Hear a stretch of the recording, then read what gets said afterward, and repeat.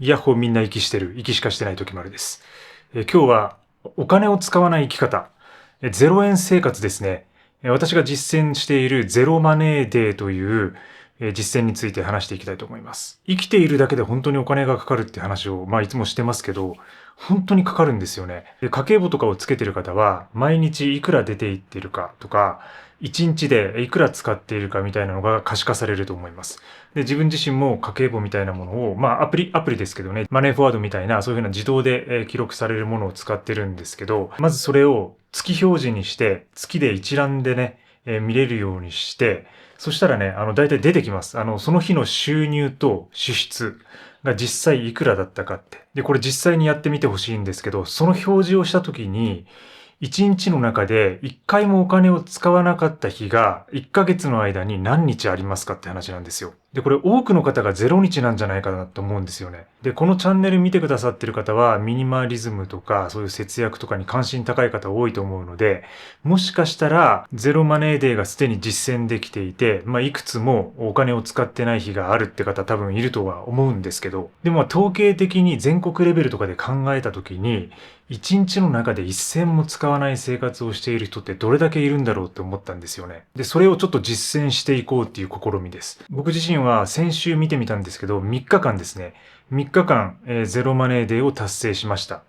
なので、これ毎週できるわけじゃないので、毎週できれば月の中で12日間ということになって、3分の1ぐらいはノーマネーデーを実践できているということになったりするんですけど、なかなかそうはいかないと。で、特にフリーで仕事していたりとか、自分で事業をやってる人なんかは、例えばちょっとカフェに行くとか、カフェじゃないと仕事ができないっていう人多分いると思うんですよね。で、そういう人たちは多分カフェの作業代っていうのが絶対発生すると。で、そうなると、ノーマネーデーを実践するっていうことは、つまり自分の生産ができないっていうことにもなってしまうので、だから結構お金を使わないってものすごい深いんですよね。だからそういうふうに生産とも結びついてくるので、その節約だけの文脈で語られないってことが一つね、ポイントかなと思ってます。で、ゼロマネーデーを実践することがじゃあ何がいいかって話。なんですけど、これたった1日ゼロマネーデーを達成できたくらいで、節約はできないし、資産は増えないって思うかもしれないんですけど、意外とね、効果あるんですよ。で、なぜなら、そのお金を使わないってことがやっぱり普通じゃないっていうか、そういう時代だし世の中になっているので、そこでお金を使わない日を1日でも作ることができると、まずね、自分の自尊心っていうか、自尊心とか満足感みたいなものを満たすことができます。お金を使わなくても、この一日を生きることができるんだっていう、そういうね、実感をね、得ることができます。で、そういう実感っていうのは直接的に自分のメンタルにも良い効果があるし、で、かつ、その一回自分はできたと。今日お金を使わない生活ができたっていうことを自覚することによって、それによって節約に弾みがついたりとか、自分の支出に意識的になってお金を使うね、無駄遣いが減っていくってことが起きます。で、おのずとね、無駄遣いが減ったりとか、そういうお金に対しての意識が向くようになると、今度、貯まる量っていうのが増えてくるので、自然と増えていきます。貯金とか資産が。だからそういう良いループに入れるきっかけになるんですよね。だから、たかが1日ですけど、1日の中で全く使わないっていう日を週に1回でも作ると、それが良いループになって、結果的にそれを続けていくと良い効果が生まれていくっていうことです。で、実際の実践方法としてはもうこれ簡単です。もう簡単。やることはむちゃくちゃシンプルですよね。一日のうちで一銭も使わないっていうこと。でもそれが難しいってことです。やっぱりどうしても外に出て何か買ってしまう。ね、食材買ったりとか、あとは電車に乗るときに電車代とかバス代とか払ったりとか。だからそういうのも全て含むので、とにかくお金が一銭も出ないような状態にするっていうのは、人間生活をこの現代で行う上でかなりね、ハードルが高いことなんですよ。で、それをうまく実践する前段階としては、やっぱり食材をね、買いだめしておくとか、自炊をするとか、で、あとは交通系のカードにあらかじめチャージをしておくとか、そういうことがね、求められます。だから結局、お金はその生活費っていうかもうライフコストみたいなところで生きる上でコストは絶対かかってくるので、そこは出ていくんだけども、それをある程度固めてプールしていくことによって、使わない日を作れるっていう、そういうイメージなんですよね。これはもう考えてみれば簡単にわかることだと思うんですけど、で、僕自身のその先週の例を振り返ってみると、で、僕大体物書きしてるんで、結構やっぱ作業多いんですよね。個人でやってるんで。なので、結構カフェホッピングしながら作業すること多いです。で、それをちょっとね、先週はちょっとやめてみようって一回思ったんですよ。で、木曜日ぐらいからちょっと旅に出たんで、近場にね、月、火、水っていうその3日間の実践になったんですけど、その3日間はクリアできたんですよね。で、そのクリアできた経緯を振り返ってみると、まずね、日曜日に、買い物をしました。買い物を済ませました。で、それは自分の中ではだいたい3日分の、ちょうど3日分ですね、の食材を買いだめ、しました。で、それを冷蔵庫に保存して、で、ここで問題があって、で僕の冷蔵庫は皆さんにお見せしてるようにもちっちゃいんですよ。本当にホテルのね、こういうホテルについてるような四角い冷蔵庫なので、全然その保存ができません。だから例えば卵の10パック入りとかあるじゃないですか。だから10パック入り買えないんですよ。で、こういう話を真顔でしてるのむちゃくちゃ自分で笑えるんですけどね。10パックの卵が買えない男だと。で、6パックなら買えるんですよね。だから毎回だから6パックを買うんだけども、でも6パックって、つまり1日2個食べたら3日で終わるじゃないですか。だから1個食べれば6日持つけどみたいな、そういう計算をしたりとか、あと4個パック。4個パックだと、簡単に入るし、他にも余裕ができるので、他の食材も買うことができる。だからそういうね、冷蔵庫の容量とも関わってくるんですよね。で、でもとにかく自分はその3日分ぐらいだいたいプールをしようと思って日曜日に買いだめをしました。で、3日分っていうのはこれ一人暮らしのエクストリームソロミニマリストの方には多分わかることだと思うんですけど、例えばパックものって3パックが多いじゃないですか。納豆とか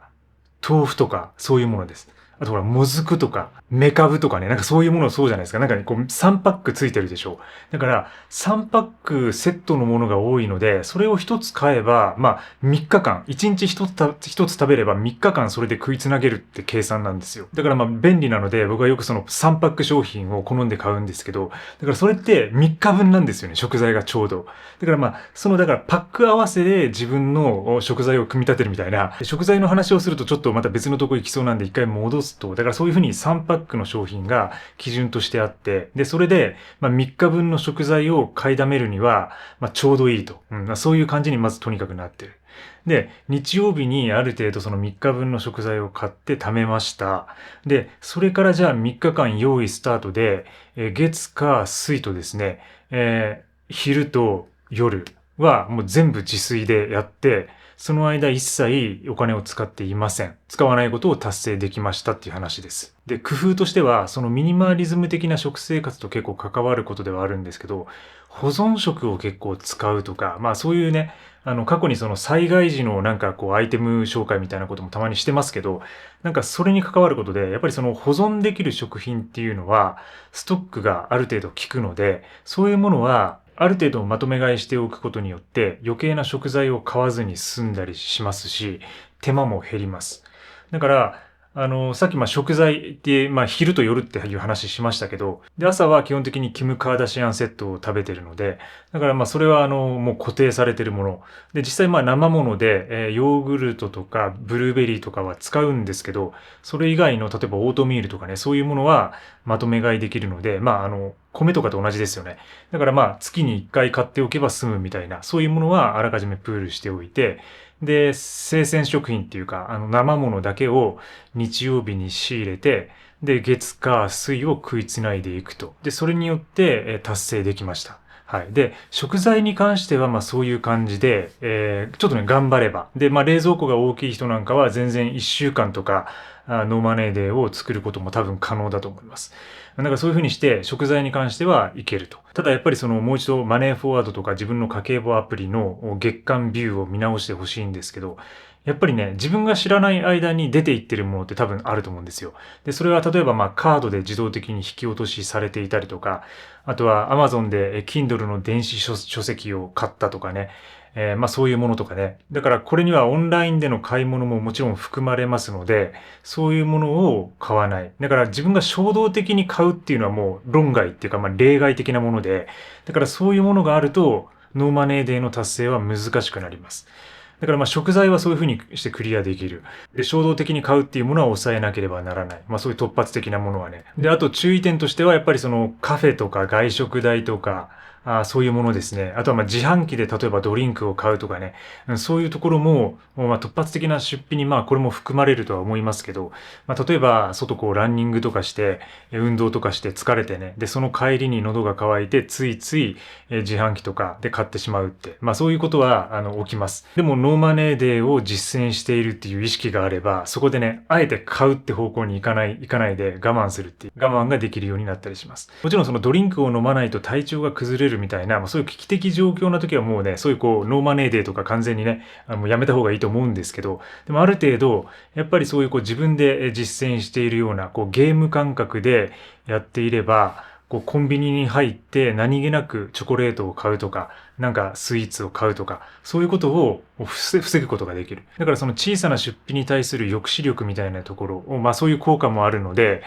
ぜひね、ノーマネーでやったことがない人はぜひ試してみてはいかがでしょうか。で、これは本当に人によっていろんな実践方法ができると思っていて、で、もう1日だけ、週に1回だけやるとか、そういうのでも十分効果はあります。はい。これも間違いなく。例えば1ヶ月のその支出を月間の日数で割ると、1日に使う金額っていうのが出てきますよね。平均金額っていうものが。だから1日ゼロマネーデーにすることによって、その平均金額分、得をしてるってことになるんですよ。で、その分を貯金とか投資に回せるっていう可能性があるってことなんですよ。だから1日、週に1回でも、合計月に4日になりますよね。で、1日1000円使っているとしたら4000円になります。だから4000円を毎月貯金したら、積み立てたらどうなるかっていうね、そういうことなんですよ。だから1日でもこれ甘く見ちゃいけないんですよね。小さいお金を。で、さらに、2日間とか3日間とかできる人は、それを継続することによってより大きな力になるだろうし、で、よくね、昔テレビの企画なんかで1ヶ月0円生活ってあったじゃないですか。だからああいうものも、この1日1日を積み重ねていけば、1ヶ月0円で過ごすっていうことも無理ではないってことです。ただ先ほども話したように、まとめ買いするっていう概念があってこそのノーマネーデー、習字のノーマネーデーになるので、これを一切1ヶ月使わない本当の0円生活っていうのは、踏み込むにはまたちょっと違う次元と理論が必要になってくる。それこそエクストリームスタイルだし、ホームレススタイルみたいな、そういうところになるとは思うんですけど、そこはね、また別次元ではあるんだけども、でも、その1日1日の週に1日、2日、3日というふうに自分でね、コントロールしながら自分の状況に合わせてノーマネーデーをコントロールしていくことによって、最終的な0円生活に入りたい人はそのトレーニングにもなるってことです。そういう人ほとんどいないと思いますけど、とにかく自分のスタイルに合わせていろいろカスタマイズできるっていうのがこのゲームの魅力です。もうゲームと言っていいでしょう。ノーマネーデーゲーム。もし自然に私は実践できているっていう人がいたらコメントで教えてください。今日も最後までご視聴いただきありがとうございます。このチャンネルでは少ないものでより作っていくミニマリズムや創作のアイデアを発信しています。ぜひチャンネル登録よろしくお願いします。最近新しいポッドキャストも始めて、くだらない話やためになる話ちょっとしてますので、そちらもよかったら聞いてください。それではまた次回の動画でお会いしましょう。チャオチャオ。